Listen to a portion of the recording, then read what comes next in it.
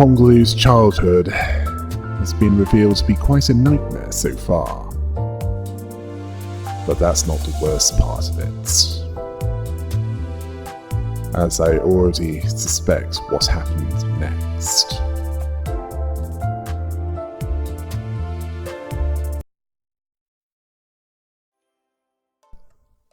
After that vision, even though Lin Daiyu understood more about why Honglu was silent, she still believed that he should have told her. Honglu told her that it wasn't just Ziren, people around him, they all began to change. On the other hand, he found himself relieved that Ziren no longer worried about him. Sharing that with her wouldn't have changed anything, except perhaps drawing Jiamu's unseen shadows to her, where if she was feeling merciful, the Haishu would just kill her and get it over with. If she wasn't, she'd do the same thing to her and, well, as she did to Ziren, drawing the light from her eyes and smile from her lips, and she'd never spar with him again. Then Zoe Pan appeared, calling out to Honglu. He sounded so elated that it might as well be ecstatic. This alerted Dante. Zoe Pan asked if Honglu was good at hide and seek. Honglu asked if he was looking for him. And he was, and he intended to kill him before Zoe Baochai found him.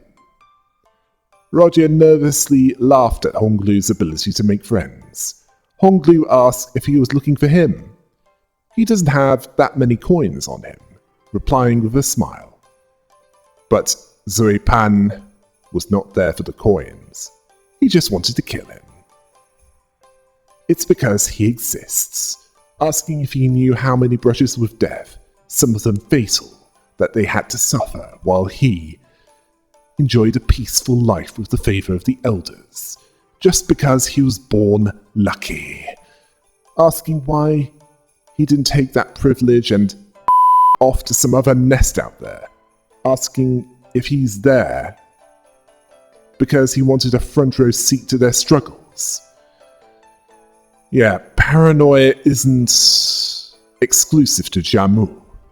Then we see a vision of the past where younger Zoe Pan asked if Jia Baiyu can ask Jiamu if it's possible, begging his friend. Yes, he was begging his friend. They used to play together. Them two and Baochai, asking if he remembered. He even pleaded with him to ask the revered Xianren for a favor. Jia Baiyu was silent. Zoe Pan continued to beg him. He didn't want to fight anymore. He just wanted to live a quiet life like he does. All he asked is for the semblance of a peaceful life. Sadly, Jia Baiyu can't do anything for him. But Zoe Pan continues to beg him, plead with Jia Baiyu. Then Jia Baiyu told him to go away, warning him that the place gets dangerous when the shadows, or Haishu, take over. Yes. So this is all because he refused to even try and help Zoe Pan to live a peaceful life, and that turned into resentment.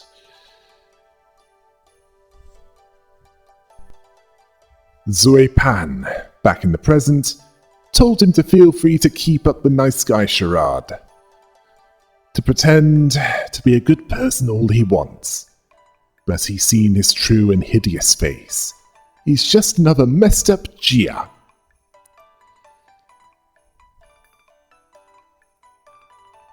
One who doesn't give a about anyone else but himself. This is what he couldn't stand about him. Acting like he's above them, like they're dirt under his feet, all the while pretending to be this noble, generous guy. Okay, that description applies more to Jiamu.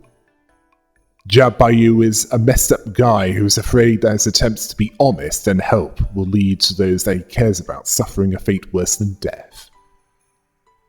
He doesn't just want to disqualify him, He wants to cut up his brain so that they never have to suffer.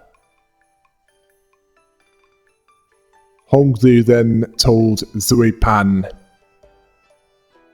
if having that favor could be considered lucky, and if it was something they could have just given away, he wouldn't have hesitated to give it to him. Sadly, this wasn't possible. This confused the deranged son of the Zui family. He's gotten that close to death. He's been decapitated at least 4 times. In fact, he's lost count. Honglu had no idea what he had to crawl through to even live. He thought that he could. Then he noticed Lin Dayu. This made him more deranged looking, seeing Honglu as a fool. Her family is in service to theirs, believing that Zui Baochai, his sister, will lose all sense upon seeing him dead. So he decides to use her right. His mother saved her from the terrible fate of being thrown to the streets. She had to repay that favor. She hadn't done much ever since the Zui family picked her up. Her standing is on thin ice. If she performs well, he promises her fame and fortune for her and her family. She told him that what can't be hers must remain out of her sight. The people of the Zui family have said that many times. You must let go of what can't be yours. This is the only way to preserve your heart and endure Daguan Yuan. In simpler terms, she's Zui Baochai's bodyguard, not his. Zui Pan saw this as ridiculous. A mere bodyguard dares to lecture him about the nature of Daguan Yuan. Lin Dayu denies this. She just knew Daguan Yuan better than he did. Her advice comes from the heart. Dante and the Damned Dozen, with Lin Dayu's help, decide to take down this psychotic. Being revived by life insurance at least 4 times would at least explain how deranged he's become. Especially considering how Ziren has changed. Zui Pan was backed up by jar monsters. Enough of them were thought to know that, well, how they were fought. And that was in the first round of the hierarchy evaluation. As for Zui Pan, he inflicts rupture and deals blunt force attacks that inflict said rupture. One attack applies 2 damage up for the fastest ally, another applies 2 haste to the slowest ally, and if it hits the target, it inflicts 2 bind and 1 fragile to an enemy. Yes, those 2 statuses to an enemy. And his strongest unbreakable attack gains coin power for each 6 rupture on the target, but will also gain 1 fragile if it loses. And all 3 unbreakable attacks gain base power for 3 or more negative effects on the target. The single coin attack also makes the jar with the least HP attack a target and heals 10 SP. It also inflicts bind on the target. One attack also summons 2 jars next turn. The final power of clashes against Honglu increases by 2. Yes, and if clashing with Honglu, he gains offense level up equal to the number of jars defeated. Up to 5, and he deals 1 more damage for each 1% of missing HP, up to 50%. He takes 10% more damage and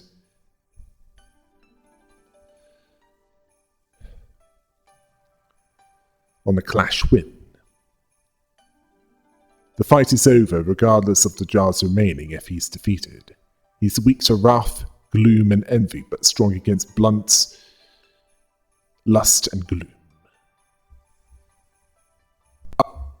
After Zui Pan was the only one left, pummeled and beaten, he knew that they were stronger than he believed them to be, and in deep he didn't think it mattered, as that Jia Q, he'll find him to exact vengeance for what happened to the Kong family. He knows more than Honglu thinks. He knew that the Kong family's annihilation was the result of devious machinations. Dagyuan ones never knowing when they had enough. Well, he's not wrong. The Kong family was wiped out due to the machinations of Jiamu, who has it all, but it never seems enough. Ah yes, the villain with a human face. A business person. Zui Pan might be psychotic, but even a broken clock is right at least once a day. Ryushu believed that he talked too much, just like any other loser. Zui Pan took great offense to that. He doesn't see himself as a loser. He's never telling her not to call him it. Then Ryushu knocked him out. Honglu asked why Lin Dayu helps them. Lin Dayu made it clear that she serves Zui Baochai specifically, not Zui Pan. Besides, she wanted to prove him wrong. Honglu had no answer to that. Then she asked him, the Haishu are indeed hiding in every corner of Dagyuan Ruan, but not even they can be everywhere at once. Not enough to know his every word and action, so how did Jiamu know them with such detail? He didn't reply. Then another vision of the past happened. Jiamu gave Kong Sihui a bolus of her own design, made only thanks to her husband, who, in support of her endeavors, truly didn't spare any expenses. He told her that this project was to be a surprise for her, so she should feign ignorance for now. Kong Sihui asked if she dares to receive something so valuable. Jiamu is giving it to her because it is valuable. The baby that she's carrying is an important, precious child, more deserving of adoration than anyone else, the future of her family. Kong Sihui told her that she wanted to show her child a changed Hongguan, a world where people like her can thrive, against all the odds that the world had pitted against them. Jiamu believed that the karma of her actions shall shape the child in her womb. So see, hear, and claim only what is precious, and she shall beget a precious child. She speaks this as a glowing green bolus. Well, we see a different part of the past, where this glowing green bolus was given to Jiamu.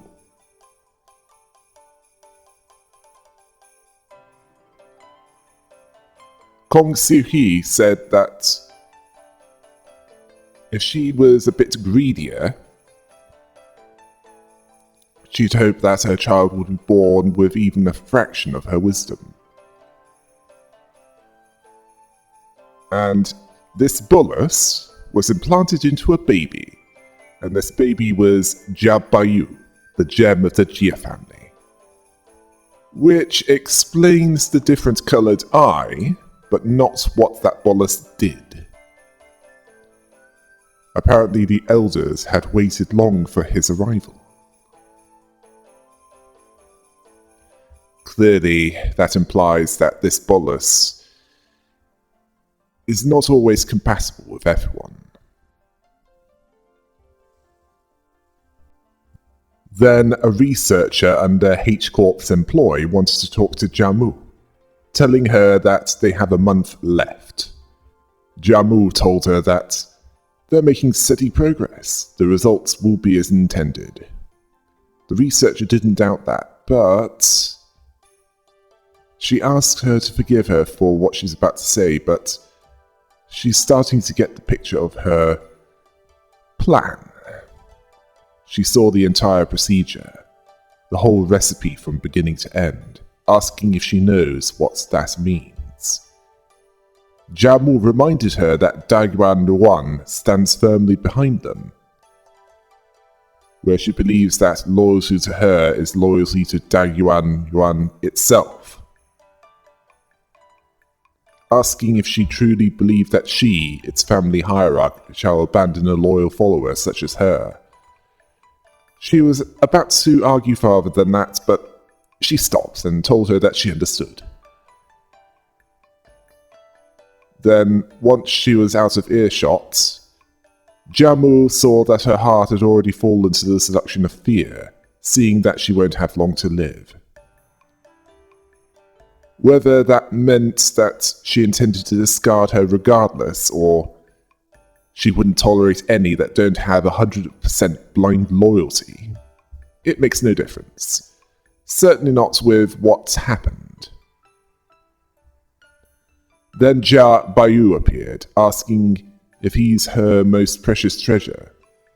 She confirmed this. She wanted her to tell him. What's going to happen there within a month. She asked him if he knows which part of the body one must use to bring down the shameless and prideful, yet mighty family. Does he know what shall allow one to exact utter ruin, devastation, and humiliation to such a house? He used the head. She sees her plan as high risk, but the return is just as great once mobilized. The head will be more than enough. Yes, it will also be more thorough than anything in the world.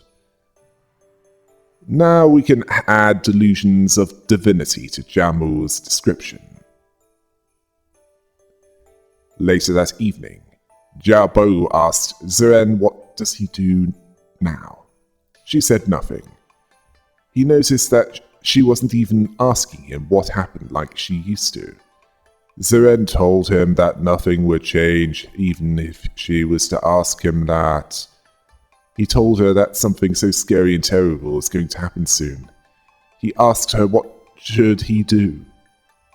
Sadly, the Zeren that he knew was dead, and in its place was a robot. The only robot with that level of intelligence that was legal in the city. One that was purely organic with a reprogrammed brain.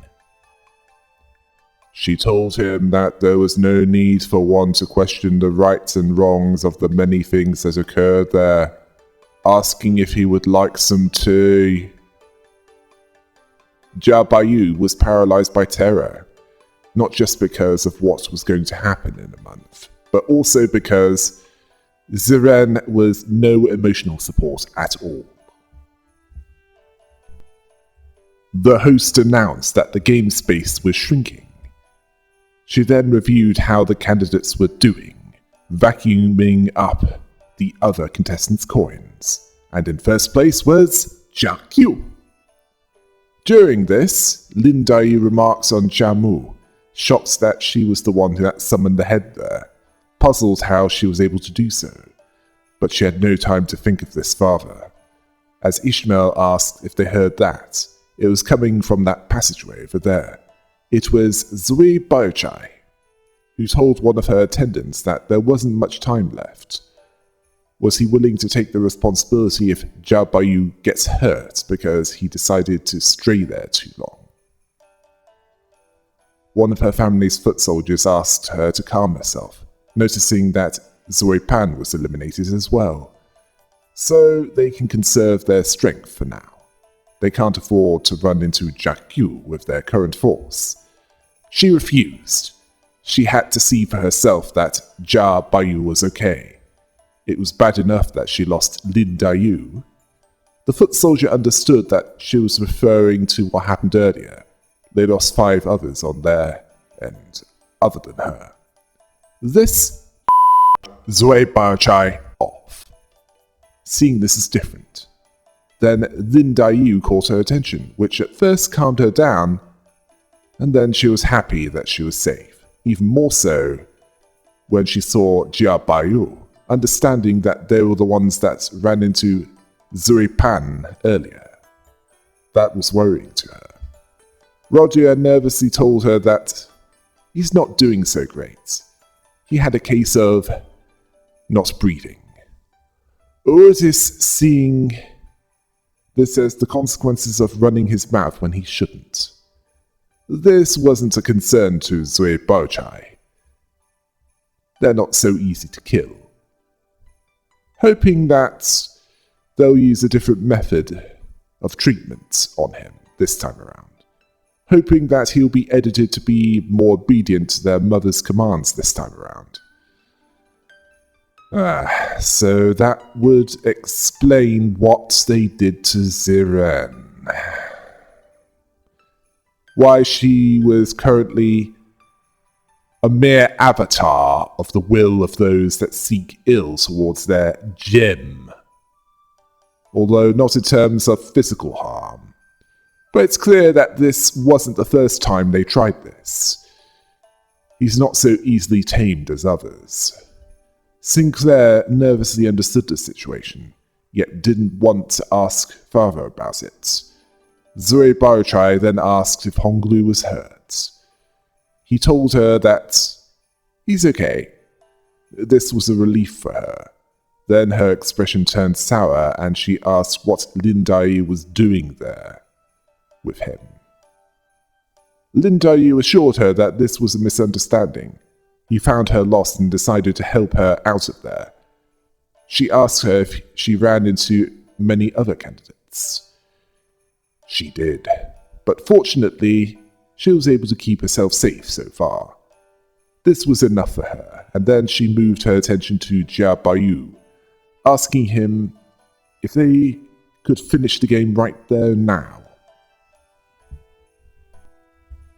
If they're bound by a monetary contract, she can take care of that for him and the others too, willing to add 3 zeros to however much they're being paid to back out of the game.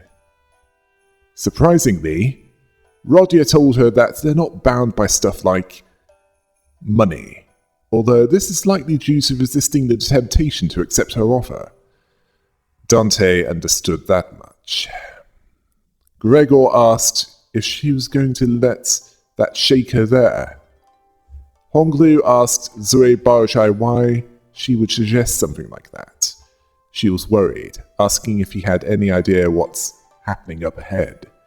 Jiaqu is still there, beating the out of everyone, regardless of what family they're from. 3 candidates charged at him at the same time, and he still wiped the floor with them, without breaking a sweat. Oh. He's likely on Ricardo's level of strength, if not stronger. She knows that the stage will continue to shrink, which means that he'll run into Jiaqu eventually. Then she remembered Jia Huan. He won't go down easily either. Honglu knew that he won't. Then her tone shifted to a more happy one, asking him if he recalled what he said to her when he found her crying. In the past, a refined servant told her that they'll buy her a new bird from the market, one with the prettiest voice with the most beautiful feathers. Zui Baochai wanted the same bird that she kept in her cage. That's the bird that she liked. Then Jia Baiyu appeared. The refined servant noticed him, and Zui Baochai asked what the most precious gem of Dagyuan Yuan, the prize jewel of Jiamu, was doing there. Jia Baiyu noticed that she was angry.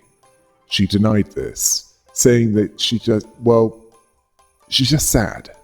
The bird that she cared a lot for flew away when she opened its cage to refill its water bowl. He told her not to worry. When the apricot flowers bloom again next year, it will recall its scent and return there to relive the memories of the blossoms. She was unable to respond to this. He saw no need to be irate about this. It'd be a waste of her pleasant fragrance. Back in the present, she told him that His smile after that and his jewel-like eye glimmered. She used to think that he was a brooding, frail man, but there was something about what he said that she really liked. He patiently waited for her to finish. She asked him how Jamu and her mother agreed that they should be wed should he return to Dagyuan Yuan. She's gone through the trouble of preparing this room ahead of time, looking into it every single day, dreaming of the Dagyuan Yuan for the both of them. She wanted him to let her show him what she's done to the place later. Only wonderful things are going to happen to them as long as he's with her. I suspect that she's talking about more than just, as a certain series would put it, snoo, suggesting that they go back. He couldn't, not yet. He still had a promise to keep. This disappointed her, asking if it was something that he could just leave behind. A gem like him deserves to be placed where it may glimmer most incandescently, right? Honglu didn't know what to say about that. Heathcliff asked if they were getting married? Dante understood that this was a reminder of him of Catherine. He looked at Honglu, Zue Baochai, and then at Lin Dai before falling silent. Then this candidate spoke. A mantis that stalks the cicada must practice caution, so that they do not become prey to a siskin. A siskin being a small finch with black and yellow feathers. They prey on insects when feeding their young. He saw this as appropriate for this situation. This was annoying to Heathcliff, angered by this. He asked why. Well, what was it this time? He saw himself as one of the wiser end of the intelligence spectrum, seeking to find profit amidst the chaos. He is wanged away. He saw the most important elements of that family hierarchy are intelligence and the formulation of strategic alliances, so he allied with another, formerly prospective candidate who, while he couldn't partake due to certain personal tragedies, remained most passionate about the war all the same. Then he brought out Shi Jihua, who had really let himself go, as he told the peasants to kneel and kowtow before him, for he has returned to grace them with his presence. Ishmael was annoyed by the fact that this was back after what they dealt with. Otis was enraged by this, asking that whelp how many times do they have to teach him that lesson? Clearly not enough, as Shi Jiha has never felt better than he did that day. Apparently, Wang Dawei made a few adjustments to the usual, more popular method of life insurance, using their Wang family secret recipe.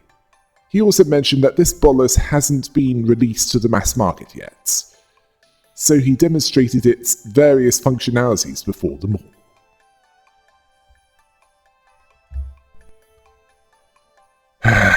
This is shameless marketing in action, in the middle of a hostile environment. Sinclair was asking, who was he talking to? Don Quixote understood that he was likely talking to the camera. The host relayed the reaction of the audience. The crowd was growing wild. One of the audience was even impressed, giving him their blessing, deciding to reward him with a chance to siphon a large portion of coins from another candidate of his choice. He just has to say the name and the coins are his. Wang Dawei wanted to siphon Jiaqiu's, but there was a warning that there's nothing stopping that candidate from coming after him for that, so he wisely changed his mind to a less dangerous option, Jia Baiyu. This surprised Ishmael. Honglu admitted that he was a fast thinker, as the host confirmed this. Honglu noticed that some of his coins dropped, separating from the rest of him. Or rather, the rest of what he's been able to gather. This was shocking to Gregor, asking how could this happen? Ishmael couldn't believe this. They went through so much to find those coins. Heathcliff asked if they can't just pick them up. Don Quixote didn't see this as an issue, provided that the dust on its surface was removed. The host told them that they're special coins. They're considered rewards bestowed by the audience, which means that they're no longer theirs. Wang Dewei saw that their work there was done, telling them to proceed to the next. Clearly his way of getting coins was to siphon them from others without fighting them, while also being the Wang family's marketing department. But he didn't count on one variable. Shi Jihua, who was too psychotic to be fully controlled. He believed that his revengeance has just begun. Wang Dewei reminded him that they had other work to do there. They had to move on. Shi Jihua refused. He wanted Jia Baiyu and Jia Q's heads in his hands, seeing this as what will earn his mother's forgiveness. He just needs to cut their heads off and bring them home. Wang Dewei questioned if the bolus had reduced his intelligence, but he denied this. Shi Jihua saw it as euphoric to be free from aging and death. Normal, ordinary humans like them can't even dream of one such realm. Once he had the taste of the ascendant world, he realized that the throne of the family hierarch was an insignificant illusion all along. They would pay him the respect that he was owed. How he has achieved immortality that these miserable insects have been crawling through mud and to find. Yeah. Somehow that audience member is likely to regret their patronage. After seeing that, I mean, who would buy a bolus that makes you more powerful but turns you into a berserker that's just as dangerous to your allies as the enemy? Wang Dewei's decision halved the coins that Dante and the Damned Dozen once had. And this is also the point of no return, as once this point is passed, previous nodes will be inaccessible. And in this battle, backing up the deranged Shi Jihua, were Shi family mercenaries and Deathrite monks, combining their forces. Although Shi Jihua, augmented by the experimental bolus, was much more capable of combat than before. He had certainly lost nothing in the sanity department. He's a piercer that ruptures his enemies and gains coin power for every 2 negative effects on the target, up to 2 times. He also inflicts eyeball pinion, which gives rupture and bleed to the target. He has an indiscriminate and unbreakable attack that can attack up to 5, along with an unbreakable attack that consumes 3% of his own HP, which inflicts gluttony fragility on those affected. An attack that damages all that is discriminate, consumes 5% HP in himself, is also possible. He has a clashable counter which expires all eyeball pinion if it loses, but can bind and inflict eyeball pinion if it wins. He heals 10% of the damage dealt, rounded down, along with the percentage of eyeball pinion on the target. He also heals 3 SP on the hit, and up to 3 offense level up next turn, each time he loses a clash. He inflicts fragile on the target that's hit 3 times in the same turn. He gains 1 offense level and loses 1 defense level for every 15% HP loss in the encounter, up to 6. It's cumulative. As with the others, if he's defeated, it's all over. He's weak to gluttony and pride, but strong against gloom and to a lesser extent wrath, lust and physical.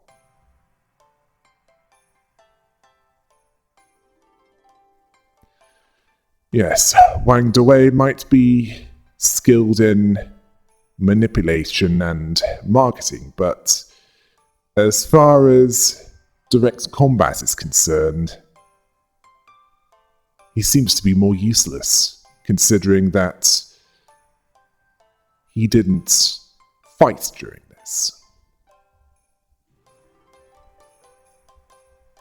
After that battle, Utis warned Dante to take cover. Wang Dewei wasn't so fortunate, as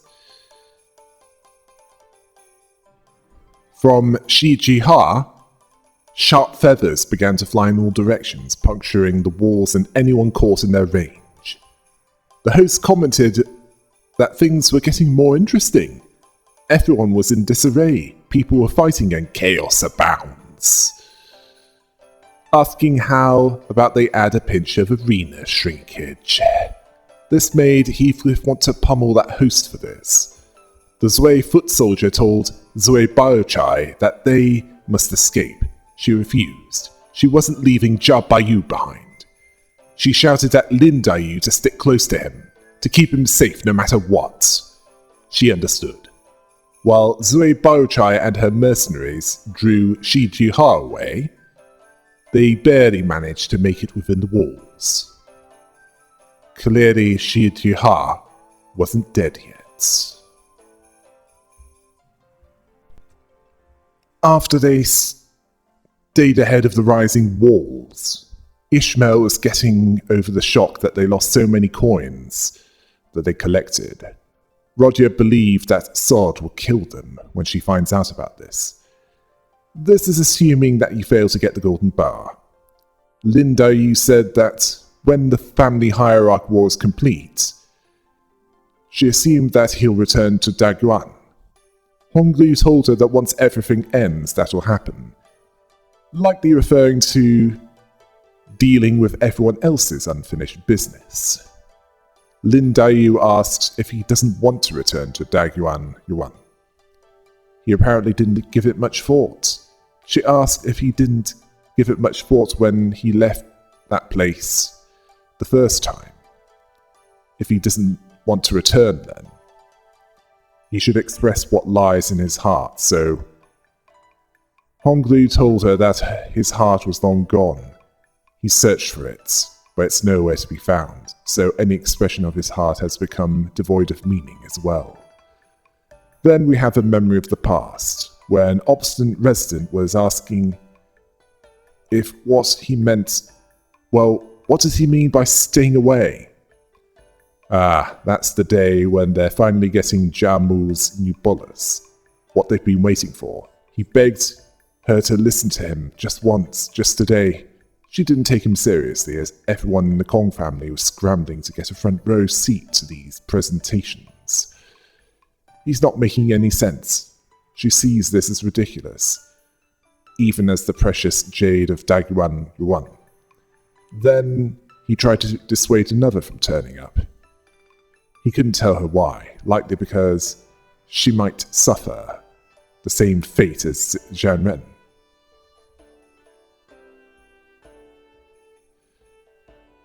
Yes, Zeren, we know what happened to her, don't we? The curious resident couldn't not attend. It's not just them. Kong Yujin and Lady Kong Shihui had been waiting for this day. He had no idea how excited they were. Jia Huan didn't believe him either.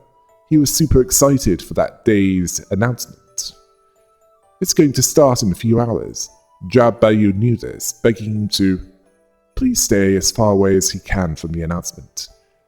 Lin Daiyu took him seriously, and Jia Huan was surprised by this, believing that the adults will punish her if she's not there. She's from a bodyguard family. They're going to... She wasn't concerned. They'll starve her for a few days. She agreed not to go, telling him to stop sulking and smile. Then an indifferent servant told Jia Baiyu that Jamu summons him.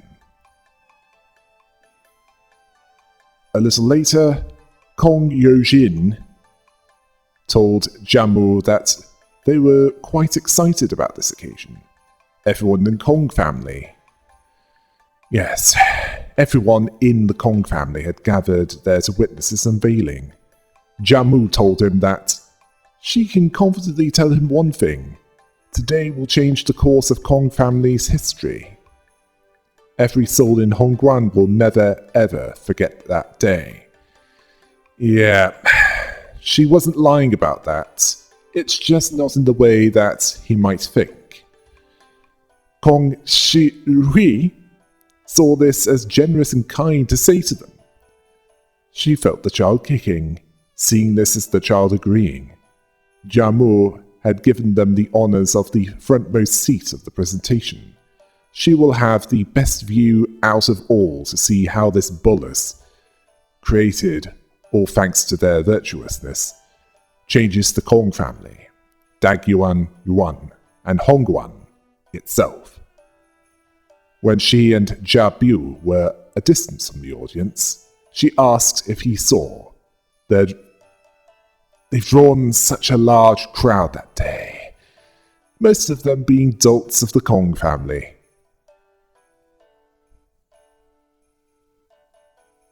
Yeah, she is a manipulator, a psychopath, and also two-faced.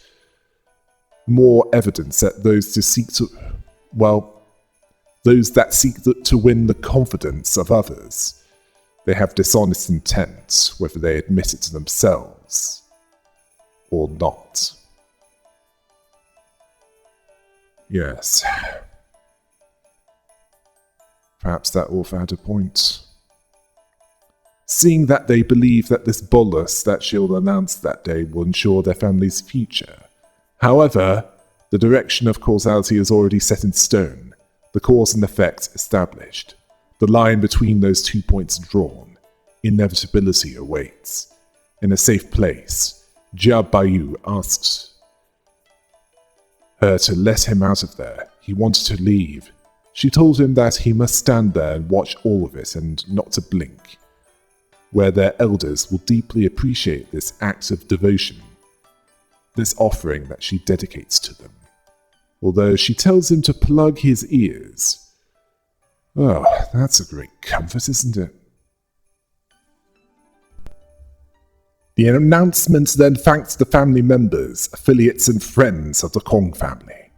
They're gathered there that day to witness a great and groundbreaking bolus, the kind that has never been attempted before in Hongguan and shall never be attempted again. That bolus shall bring them to the beginning of all things, a clean slate. This is a record of what shall never remain, but will never be forgotten. To the Kong family and all its adherents, they wish nothing but the utmost eternal glory. To the interminable Avishi Naraka. Now, Naraka being the Buddhist and Hindu version of hell, which is a place of torment for the dead. The extent and duration of the punishments before they're released from Naraka and towards reincarnation is proportionate to the misdeeds done in life, Avishi being the lowest level, where those that have committed grave misdeeds may be reborn. A giant cube. Quite fitting for Hongguan, considering the outside shape. Now, I didn't think that hell could be much worse than the city, and Hongguan might as well be called Avishi. Misdeeds that would get you to Avishi would include killing a parent, creating a schism within a group trying to attain enlightenment, as in those that would break the cycle of samsara, and also killing one who has achieved enlightenment. Then the announcement spoke of the recipe. First, immediately grind and add the redacted of redacted grass within redacted of harvest from the redacted for redacted at the redacted site of redacted before its incorporation, but it must be first infused with a redacted redacted.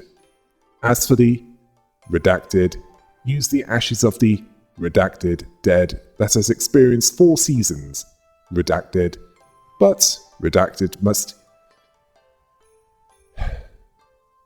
be used to mix the ingredients. Then add whale oil extracted from the redacted whale.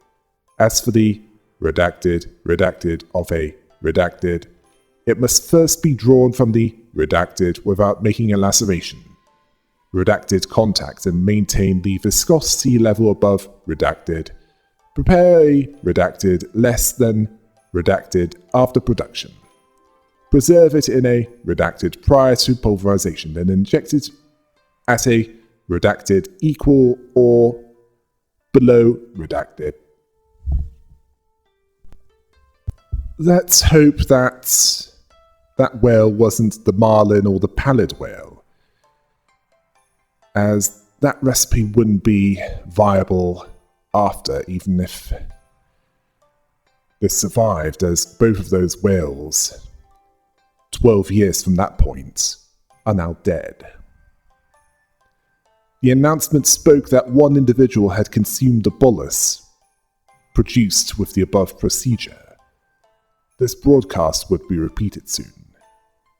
The curious resident noticed that it sounded like a recipe for a bolus, asking why randomly this off a recipe. As Jia Bayu and Jia Mu were in a safe place, Kong Shihua felt pain in her abdomen, crying out for the baby. But the baby wasn't human. In a twist straight out of an Aliens movie, something burst out of her, and it was avian in appearance. More than one of them appeared. They grew quickly and proceeded to kill those in the room. Jia Bayu witnessed this wide-eyed and in terror. This was enough to make him remember the people falling during restructuring day. Jia Mo then told her grandson that the city was a land of humans and only humans. But he doesn't know the world beyond the hedges. She didn't know the recipe for that bolus, but she knew those creatures. The outskirts and the ruins were populated by sapient and sentient beings, those with intellect and emotions. Among them were the Niaojia Ren, or the cuckoo spawn humans, who possessed a notably high level of fertility, reproductive abilities with an excessive potential for violence. Besides, the Haishu are, and she laughed at this, seeing herself as quite wrapped with joy to prattle on like this. It's not as if he has any knowledge of this. He wouldn't be able to do anything, even if he did, while this was spoken. Claws and an arbiter were killing the cuckoo spawn humans. Seeing Jia Bayu as a thing that need only glimmer on like a precious jade, Jia Mu told him that 13 minutes has passed. They should leave now. They both left to witness the aftermath. Jia Mu took great pleasure in seeing the Kong family falling. Her work there was done. The rest was theirs. Jia Huan was injured, but he was still alive. He was calling for help. He apologized to Jia Bayu for not listening to him. He was so envious. He wanted to know what they were going to show there. He asked if he was going to die. And it looks like he had the same bolus that Kong Shi consumed, as a newly bursted cuckoo spawn burst out of his chest. Jia Mu called him the son of the Jia family, and that he had crawled in there, seeing it as slumbering greed, to taste what he coveted. This was painful for Jia Bayu to see, his own half-brother dying. Wait, if he's dead, who is the Jia Huan that works for Encore? Likely one that took the name of the original, blaming Jia Bayu for his death. Even though he tried to save him and As for Jiamu, she confuses curiosity for greed, where if it's not her greed, it's wrong. The hypocrisy astounds me. Jiamu was impressed that one of the residents managed to survive. The obstinate resident begged her to help her. Jiamu seemed to be a fatalist and a believer in collective guilt, seeing the cause is firmly established. The effects can't be altered, telling her to listen closely. Did she not hear the applause? It started soon after the presentation was complete. The resident understood. They weren't just monsters. They weren't even humans. The polis created non-humans, understanding that they would be there. In fact, they're already there. Then Jiamu demonstrated her avarice, shrouded in righteousness, speaking of the desire dreamt by Kong Yo-jin as an illusory lamplight, the bell that told their collective greed to the vast city. The resident found this ridiculous. Jiamu found her defiance meaningless. The resident corrected her, telling her that this wasn't what that was for. Seeing this as the end, it's implied that she committed harakiri, preferring to die in her own terms rather than be killed by the arbiter and the claws. Jiamu saw her last act as wise. Jiabayu was clearly more traumatized by this. Jiamu told him that he needn't care for the remnants, for it shall begin anew with a clean slate. The researcher begged someone to spare her. She did everything she told her to. Then we see a familiar face. Guardian, arbiter of the head, asking why was she breathing so much? Where'd the guts to betray your very own nest go? The sweepers will arrive soon. Wherever there is trash, there's always someone to clear it up. The researcher continued to beg for her life, but Garien would give no mercy, killing her. Then she remarked on seeing that wonderful face, telling her to listen well. It was arrogance to believe that her mere words were what summoned the head. In there, a non-human was birthed. Even there, the city will not suffer their existence. Even the city permits only humans to live. They were conceived, nevertheless. It has been many years since Hongguan tasted the fresh birth of beastmen from the outskirts. The Haishu borrows the biological qualities of beastmen who live in the outskirts. In the past, these were accidental, mistakes born out of ignorance. But things were different that day. The hands that conceived it were guided by purpose. She knew that Jiamu walked a very thin and translucent line for that scheme. She certainly knew how to lose her head. It was admirable in its own way and very human. Wailings of both the human and inhuman variety. That discordance it shall soon come to an end, won't it? She knows that she's listening. Jiamu decided to remain silent. Even she knew better than to provoke an arbiter of the head. Thankfully, she hadn't the cause to cleanse either of them, so they needn't try to run. She's fine with her holding her silence. Her two best companions. Silence and the metallic scent of black tea. After a few seconds, Jiamu considered that chair. She saw it as best to leave that untouched for posterity to know what happened there that day, as a remembrance to the Kong's folly, their humiliation, and a warning against those who would hold the same covetousness. History is written by the victors, but history is full of liars. Jiamu was the one who wrote the history of that day. But the truth was different. It wasn't the greed or covetousness of the Kong family that destroyed it. It was Jiamu's paranoia and thirst for power that destroyed them. She intended this to be a punishment and a warning to others that might also get any ideas. The main reason why she was spared destruction was the arbiter in charge of the destruction, seeing this treachery and scheming as very human.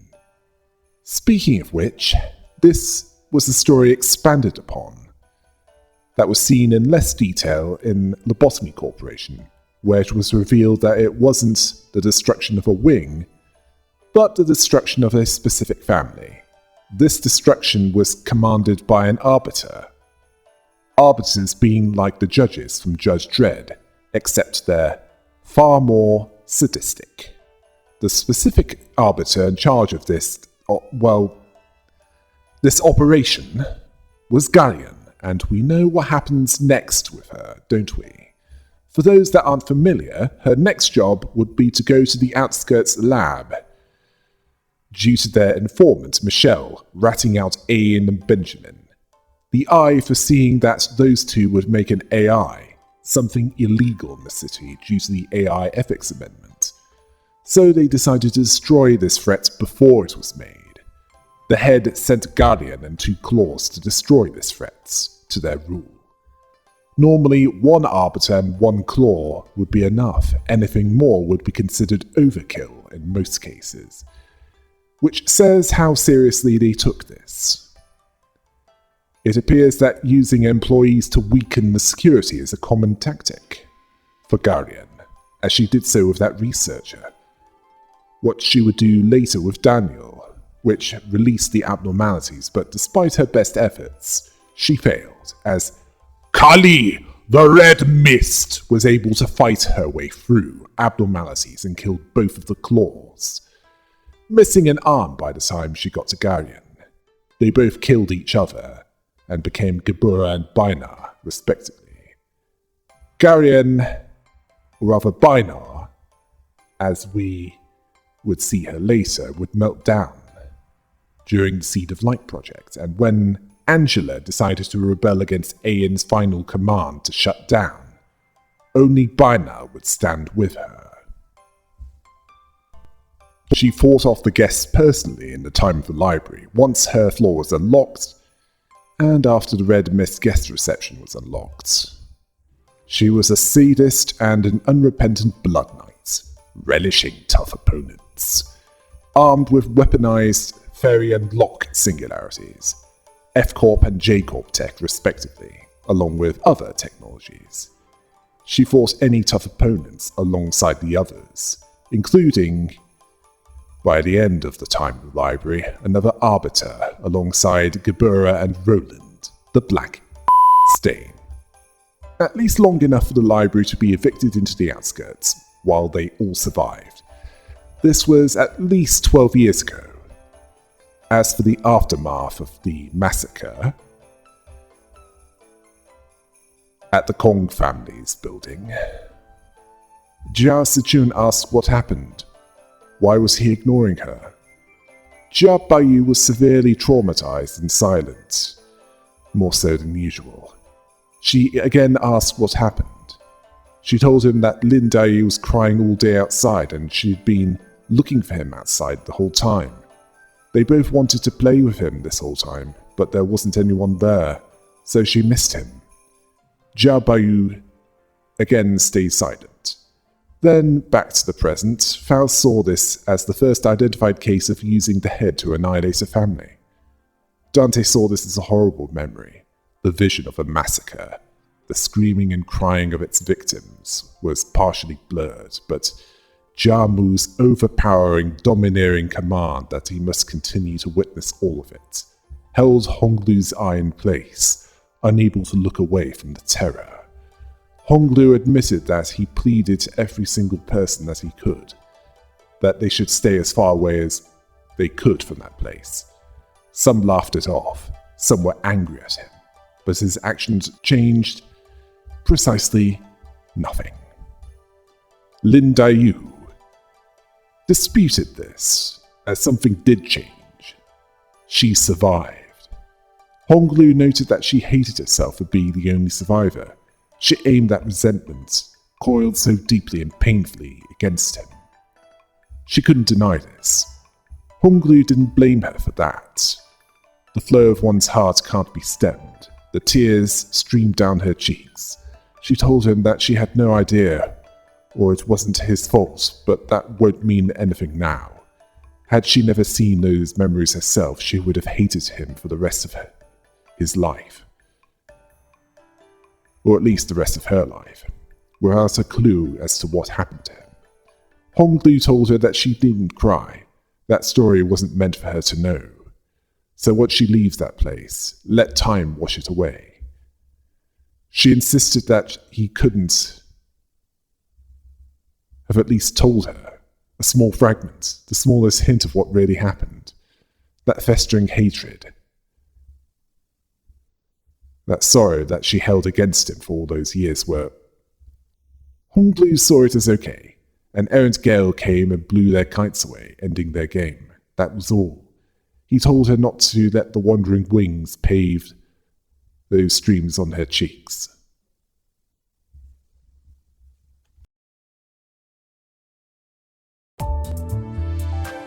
Yeah, the truth is much worse, isn't it?